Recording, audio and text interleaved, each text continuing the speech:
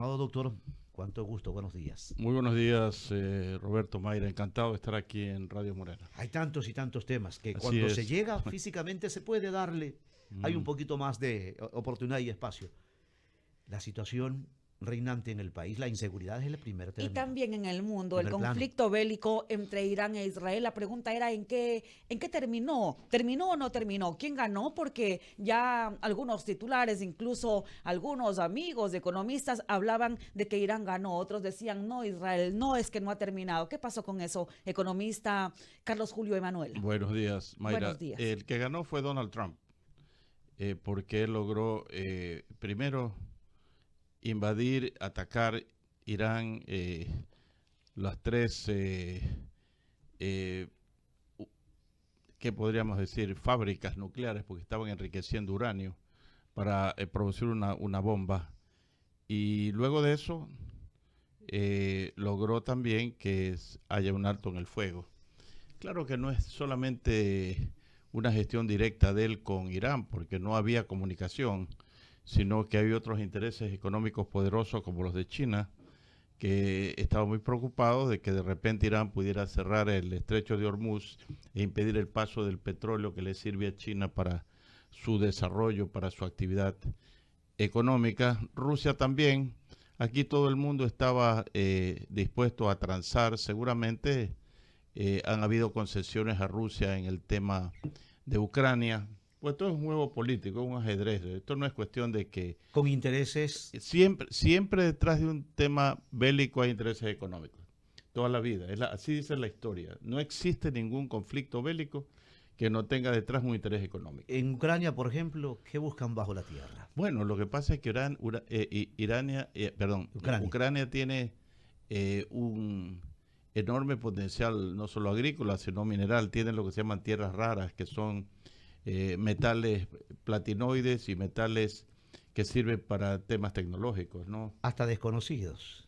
Bueno, todos están en la tabla de los elementos. Y hay que saber qué es lo que hay en realidad. Eso sí, pero claro que Estados Unidos sabe y China también lo tiene. Ese fue uno de los elementos también que China utilizó para contrarrestar el ataque por vía arancelaria que le hizo Donald Trump a China. Le dijo, muy bien, nosotros no le vendemos más tierras raras, así se llaman tierras raras, pero son metales raros que sirven para la tecnología, para la confección de baterías de litio, para la telefonía celular. El avance tecnológico, computadoras, el programa espacial. Hay muchos metales que ni siquiera nosotros hemos escuchado. Por ejemplo, aquí hago una pregunta. ¿Alguien sabe para qué sirve el rodio o el rutenio? No, no saben, pero eso Solo nos aprendimos en la tabla, nada más, en la tabla periódica. Solo nos aprendimos. En la tabla periódica los elementos de Mendeleev. Desde ahí tenemos esa tabla. Oiga, lo que más se usa, economista, a propósito del doctor Carlos Julio Emanuel, en esto, doctor, en esta materia, lo que más se usa ahora, ¿cuál es? El WhatsApp. El WhatsApp, ¿verdad? Sí. Qué rápido que es. Claro. Y alguien me decía, si saben que esto salió desde Ucrania, los desarrolladores, Claro. y en la cantidad que vendieron a los que hoy le dan el uso, pero qué maravilloso, ¿no? Pero además este aparatito, este es un iPhone de la empresa Apple. Para producir esto se requieren por lo menos 100 diferentes proveedores del mundo entero. El momento que Donald Trump decidió arbitrariamente subir los aranceles a todo el mundo, la cadena de suministros cambió totalmente y este iPhone, que digamos que se pueda vender en Estados Unidos mil y pico de dólares, de haberse mantenido los aranceles en la forma como Trump originalmente lo dispuso, valdría 3.000 o 4.000 dólares. O sea que es el efecto. un perjuicio para el consumidor americano. Y por eso le dieron una excepción a esta compañía Apple, que para los productos que ellos importaban no habría aranceles. Siempre es un tema económico. Es un movimiento, ¿no? Global. Un movimiento, sí, por supuesto. Y otra cosa más. El momento que Donald Trump ha puesto aranceles a todo el mundo, hay un país que está viendo de qué manera avanza, y ese es China. Porque China, por otro lado, está diciendo, yo quiero ponerle a todo el mundo que comercia con China arancel cero. Entonces, imagínese usted que usted pueda vender a China cualquier producto con arancel cero, pero China le va a decir, está bien, pero va a tener que aceptar mi moneda, entonces ya comienza a meter el yuan en el sistema monetario internacional. Antes, no, nunca antes dado. No, sí, lo que pasa es que es una proporción pequeña. Hasta el momento, o hasta hace un par de meses, las 2/3 partes de las reservas internacionales eran dólares. Estamos hablando casi 65%, 20% al euro. De ahí entre el yen en japonés y la libra esterlina, 8 o 9%, y el yuan estaba por 2%. China, 2% el total de las reservas, porque nadie aceptaba el yuan. Es una gran verdad lo que dijo mi compañera, aunque a mí a veces me da recelos, porque caramba, ante las muertes, ante lo que se ha visto tanto en la Franja de Gaza, en Ucrania, Rusia, Ajá. y ahora Israel e Irán, ¿quién gana? Ganan los que venden armas, el complejo industrial militar, porque imagínense cuántos misiles han lanzado desde antes de la guerra entre Irán e Israel. Ya habían problemas entre Gaza, Claro, no son nuevos. Israel, desde los de Hezbollah que estaban al norte en Líbano, o los que estaban al este, los Houthis en Yemen. Todos estaban lanzando misiles. ¿Dónde se hacen los misiles? ¿Quién los produce? Eso es un negocio. A costa de la sangre, a costa de la destrucción, a costa de todo esto. Así es. Lamentablemente es así, ¿no? Por eso uno siempre debe abogar por la paz, ¿no? Yo creo que uno de los premios más importantes que hay en el mundo es el premio anual, el Premio Nobel de la Paz. Nobel de Paz. De la Paz, sí. Economista Carlos Julio Emanuel, son las 7 de la mañana con 23 minutos. Nuestro director general de Radio Morena, el doctor Luis Almeida Morán, está en la pantalla. También tiene algo para decir. Buenos días, doctor. Buenos días. Lam, buen día. Le rogamos habilitar el micrófono, por favor, doctor Luis Almeida, el micrófono. Sí, un gran abrazo, Carlos Julio, y un gran abrazo a todos los hermanos oyentes y televidentes de Radio Morena. En realidad, bueno, ahora después de ese tate quieto que hizo los Estados Unidos, impuso inclusive una reunión de la OTAN y va a haber mínimo el 5% del Producto Interno Bruto de cada país para aportar a la OTAN, o sea, para prepararse para la defensa. Eso dio una demostración de que la hegemonía mundial de las armas y el control de quiénes eran los vencedores después de la Segunda Guerra Mundial ahora son otros. Y lógicamente lo demostró Estados Unidos cuando hizo semejante incursión y hizo, como se dice, un nuevo hito ahí. Pero eso parecía que podría beneficiarnos a nosotros en el momento en que algo faltara de petróleo allá, pero en cambio bajó. Pero el presidente se ha ido a China a buscar también inversiones de allá para acá y de seguro más crédito. También está hablando de una renegociación, de buscar algunas condiciones. Pero las condiciones, ¿cuáles serán? Los chinos son grandes comerciantes, ¿eh? Por encima de esto, inclusive se le fueron ahora a Irán en contra porque todo su petróleo, casi el 50% pasaba por el canal de Mus. Y en definitiva, ¿qué nos orientaría usted a la patria ecuatoriana para que nuestro gobierno por lo menos escuche algo, ¿no? Bueno, gracias, Luis. Mira, desde hace algún tiempo yo he venido planteando que la situación económica del Ecuador amerita una reingeniería de la deuda. Ya tenemos una deuda cercana a 90.000 millones de dólares que obliga a que el país tenga que dedicar más o menos 12.000 millones de dólares anuales este año, ciertamente 2025, a capital e intereses. Y lo que estoy diciendo es algo que ha sido en cierto modo corroborado hace pocos días, tal vez una noticia que no se conoce mucho todavía, pero el principal asesor de Donald Trump del Consejo de Asesores Económicos, que es el grupo que asesora al presidente de los Estados Unidos en materia económica, se llama el Council of Economic Advisors. El presidente de ese grupo ha planteado que, como Estados Unidos también tiene un problema enorme de deuda, que Estados Unidos emita un bono a 100 años plazo, mire, para recoger toda la deuda de corto plazo y mejorar el perfil de la deuda americana. Eso es una reingeniería de la deuda, es una reestructuración de la deuda que está planteando el principal asesor económico de Donald Trump. Ahora dice, bueno, pero ¿y cómo se puede lograr esto? Bueno, Donald Trump está demostrando que a base de la política de la zanahoria y el garrote, como llaman en Estados Unidos, de carrot and the stick, está logrando cosas que otros presidentes no han logrado. Lo que dice hace momento Luis Almeida, Europa estaba muy renuente a aumentar el porcentaje del PIB en el gasto de defensa. Trump desde la administración pasada estaba diciendo que tenían que aumentarlo y ahora que fue a la OTAN le dijo si no suben al 5%, entonces no habrá ningún tipo de defensa mutua en caso que tengan problemas. Esa fue una amenaza directa. ¿Qué dijeron los europeos hace pocos días? Bueno, vamos ahora a poner el 5%. ¿Quién gana? Los fabricantes de armas, ¿no? Porque el 5% tiene que ser para armas.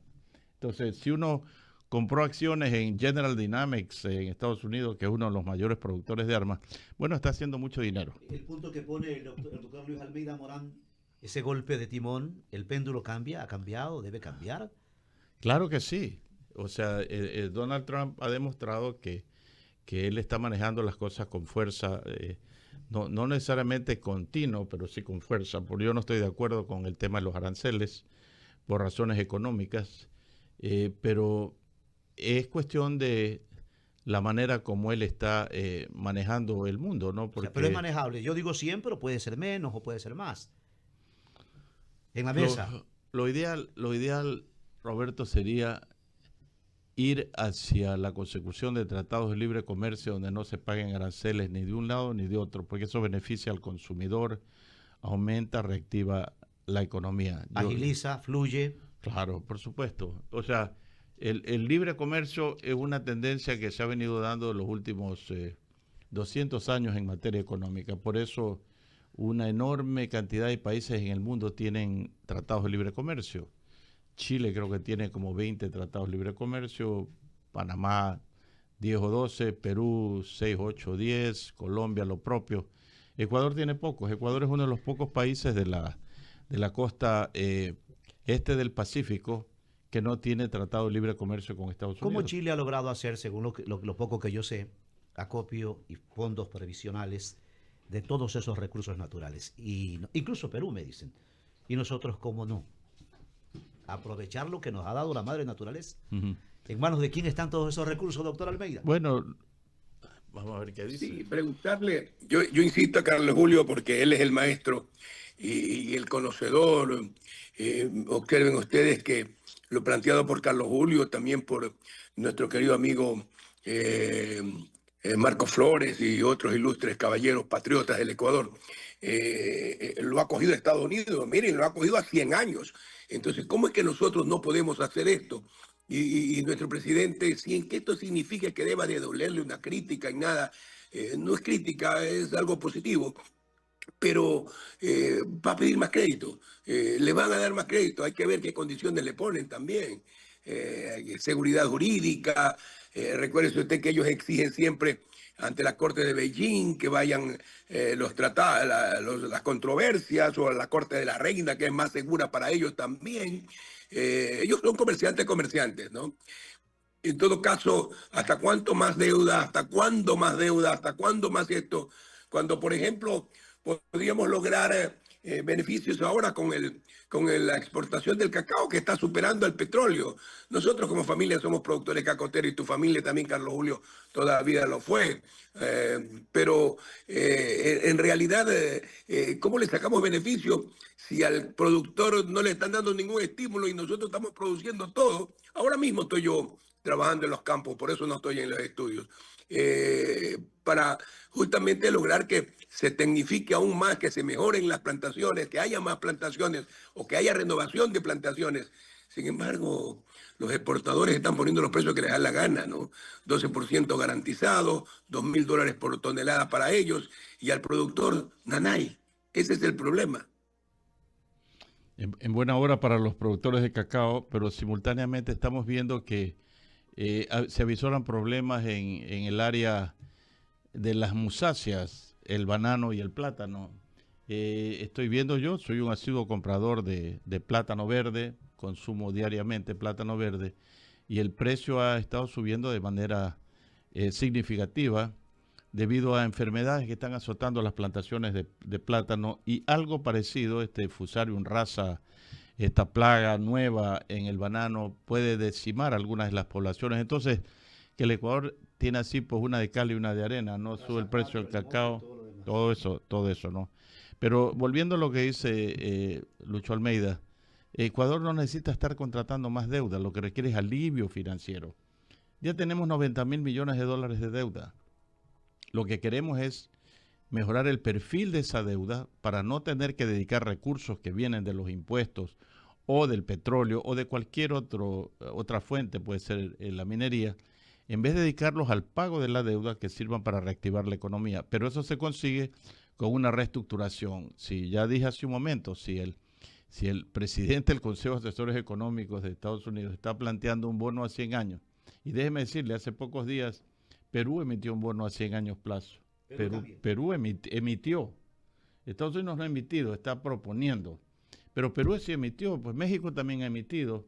Ecuador, ¿por qué no puede emitir un bono a 100 años plazo? Es cuestión de plantear cosas diferentes. No podemos seguir haciendo lo mismo que hemos estado haciendo los últimos años, porque los resultados serán exactamente iguales a los anteriores, y eso no es una cosa por la cual uno puede autofelicitarse. Ahora en la región nosotros también somos parte de la deuda a China. ¿Cuánto le debe el mundo a China en dinero? Bueno, muchísimo dinero, porque esa ha sido una política china de entregar recursos a cambio de recursos financieros, deuda, préstamos, con garantía de recursos naturales. Lo ha hecho en África, lo ha hecho evidentemente en América Latina, en Bolivia, en Argentina, en Ecuador, en países asiáticos.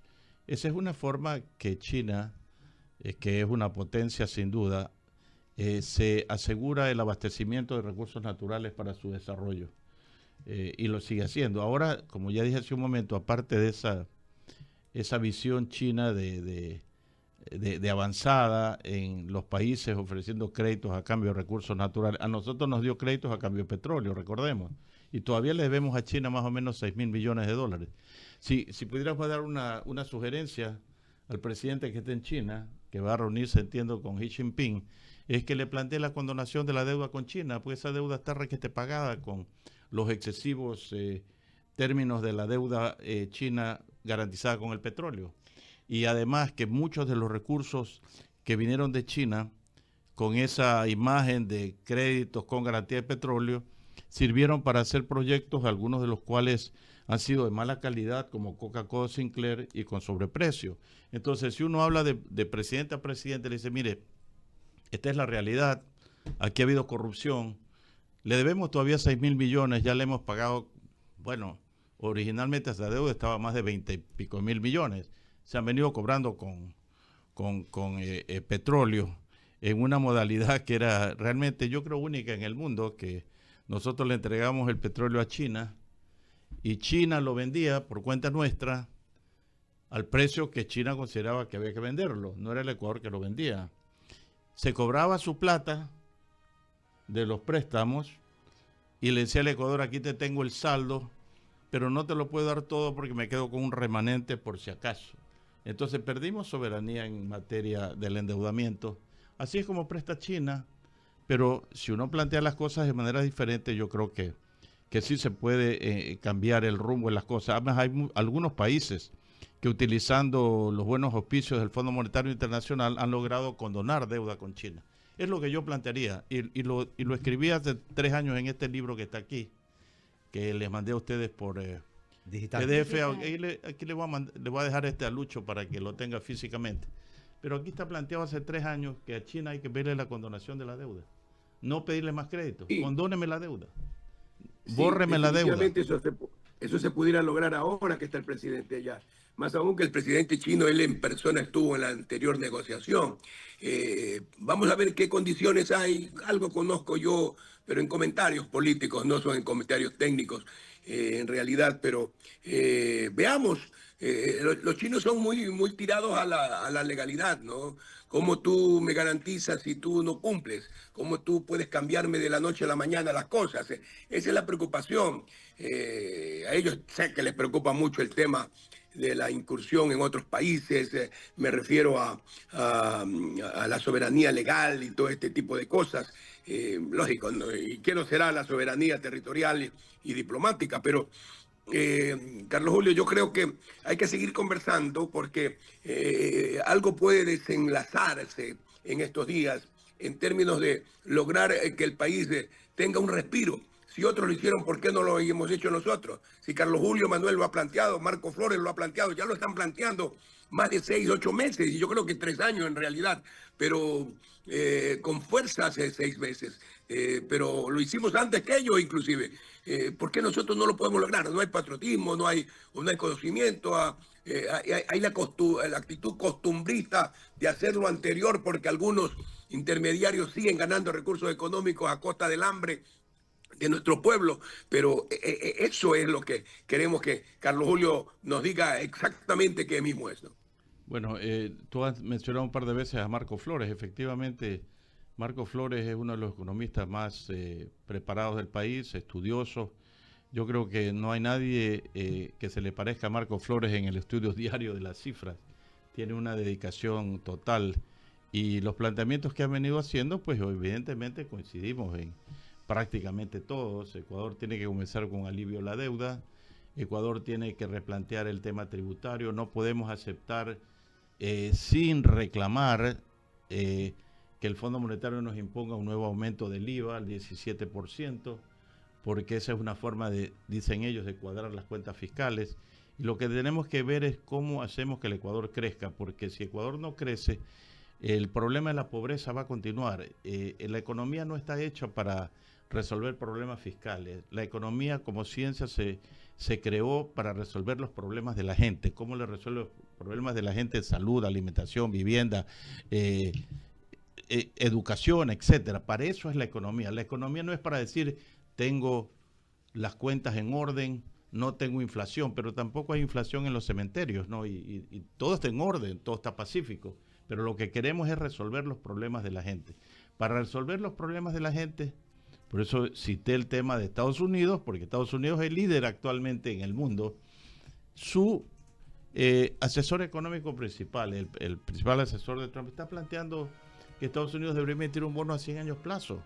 Pero ¿por qué dice eso? Porque la deuda americana también se vuelve impagable. La única forma de que la paguen es emitiendo más deuda, vendiendo más deuda. Entonces, ahora en el Ecuador podemos hacer algunas cosas que no requieren mayor análisis, pues ya se las ha analizado exhaustivamente, ¿no? Yo también he planteado, valga la oportunidad para repetir aquí, que solamente con la firma de una carta muy breve al secretario general de Naciones Unidas se le puede pedir que conforme una comisión internacional de lucha contra la corrupción, con fiscales independientes.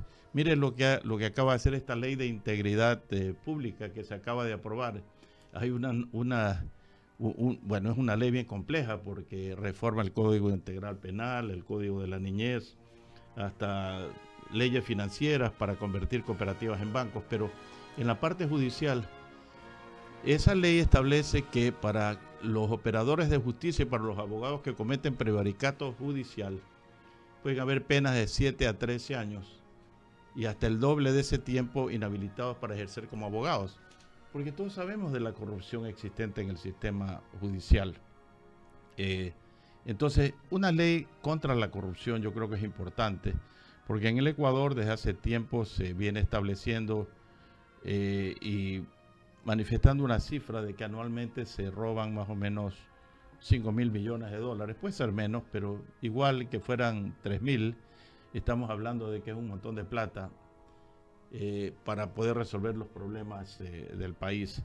De manera que hay muchas cosas que se pueden hacer, Luis, y no es que no se han dicho, algunos hemos tenido el tiempo y la dedicación para ponerlas por escrito, como lo hice yo hace 3 años en este libro, y yo lo único que puedo decir es que por razones de conveniencia política algunas cosas no se hacen, pero hay que hacerlas, ¿no?